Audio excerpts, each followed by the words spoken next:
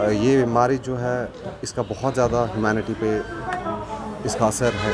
लाखों लोग मर रहे हैं रही है। जब तक ध्यान अपनी इंडस्ट्री की तरफ भी ले जाना चाहता हूँ।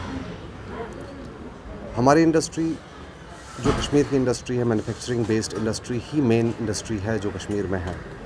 किसी ज़माने में टूरिज़म भी हुआ करता था बैकबोन कश्मीर का, लेकिन अभी टूरिज़म इतना ज़्यादा फ्लक्चुएट हो रहा है हर साल कि हमारा शिफ्ट जो है टूरिज़म से मैन्युफैक्चरिंग की तरफ आ गया है। आप दुनिया के किसी भी कंट्री में देखिए, बैकबोन किसी भी कंट्री की एक इंडस्ट्री ही होती है, चाहे वो टूरिज़म इंडस्ट्री हो, चाहे वो सर्विस इंडस्ट्री हो या किसी भी और तरह की इंडस्ट्री। हमारी जो इंडस्ट्री कश्मीर में है वो बहुत बुरी तरह से हिट हुई है। दुनिया के लिए ये सेकेंड वेव है, लेकिन हमारे लिए continuously in a row third wave है। हम 2019 से हमारी जो इंडस्ट्रीज़ हैं, कारखाने हमारे हैं, बंद पड़े हुए हैं। जो एक इंडस्ट्री होती है, इसका एक इकॉनमी में, हमारी सोसाइटी में बहुत बड़ा रोल है। हम तरह तरह के टैक्सेस गवर्नमेंट को देते हैं, हम लोगों को एम्प्लॉयमेंट देते हैं। जो एक मेन रिसोर्स होता है किसी भी गवर्नमेंट को चलने के लिए, हम एक सरमायादार जो हैं लोग, वो एक सपोर्ट करते हैं गवर्नमेंट को। लेकिन पिछले 2 सालों में हम देख रहे हैं जो इंडस्ट्री है बहुत ज़्यादा बुरी तरह हिट हुई है। हिट इसलिए हुई है कि हम इन चीज़ों के लिए तैयार नहीं थे।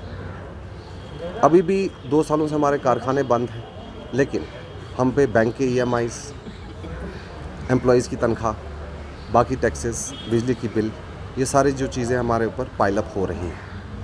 हमारी इनकम कैश फ्लोज बिल्कुल रुक चुके हैं, क्योंकि इंडस्ट्री और ट्रेड बहुत ज़्यादा फ़र्क है इन दो चीज़ों में। इंडस्ट्री को चलाने के लिए आपको रिसोर्स चाहिए, वो रिसोर्सेज जो आपके पास हमेशा अवेलेबल हों। जैसे हमारे जो कारखानेदार हैं, उन्होंने अपने स्टाफ को छोड़ा नहीं है, इस होप में कि हमारी इंडस्ट्री कभी भी चल सकती है। शायद 17 तारीख तक का लॉकडाउन था, फिर 7 दिन और हो गया। हम इसी होप में होते हैं कि चलो जी 10 दिन और 15 दिन और। ये 10 दिन और 15 दिन करते करते हमारे 2 साल निकल चुके हैं। 2 साल की तनख्वाहें हमें देनी पड़ रही हैं अपने मुलाजमों को, बैंक के इंटरेस्ट, बैंक की EMIs देने पड़ रहे हैं। किसी भी फैक्ट्री के लिए पॉसिबल नहीं है, किसी भी इंडस्ट्री के लिए पॉसिबल नहीं है कि विदाउट कैश फ्लोज वो 2 से 3 साल तक सस्टेन कर पाए। जो गवर्नमेंट ने हैंड होल्डिंग की है वेव 1 में, जो कोरोना वेव 1 में हमारी हैंड होल्डिंग हुई थी, वो 20% आपको लोन और दिया गया था। वो लोन इसलिए हमें दिया गया था कि जो हमारे ऊपर ऑलरेडी ब्रांड था लोन्स का, जो हम दे नहीं पा रहे थे, चुकता नहीं कर पा रहे थे, उसको सपोर्ट करने के लिए हमें और 20% दिया गया, जो आज की डेट में हमें काफ़ी नहीं लग रहा है। जो फंड्स हमारे एग्जॉस्ट हो चुके हैं।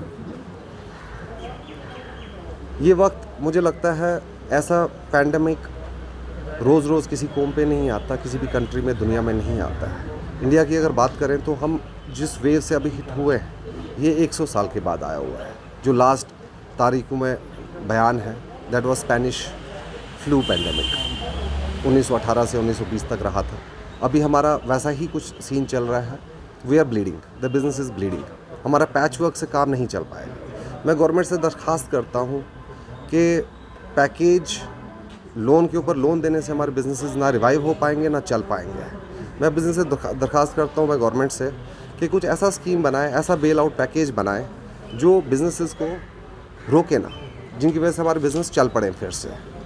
जो हालात हमारे अभी बनते नज़र आ रहे हैं, मुझे नहीं लगता है कि अगर हमें और 20% का लोन दिया जाए या लोन को बचाने के लिए हमें लोन दिया जाए, हम ज़्यादा देर तक सस्टेन कर पाएंगे। वैसी सिचुएशन में मुझे लगता है हमारा जो NPA अकाउंट होना, फैक्ट्रीज़ का बंद होना, जो कि तय है अभी आज की डेट में, वो डेफर हो सकता है, हम उसको टाल नहीं सकते हैं। तो मेरी दरख्वास्त है LG साहब से कि हमें ध्यान देना चाहिए एक ऐसे पैकेज पे, एक ऐसी हैंड होल्डिंग पे जो बिजनेसेस को, जो हमारी कश्मीर की इंडस्ट्री है, कश्मीर की इकॉनमी की बैकबोन बने, ताकि हम और ज़्यादा लोगों को एम्प्लॉयमेंट दे पाएँ, और ज़्यादा हम अपना रेवेन्यू जमा करके गवर्नमेंट के खजानों में भरें।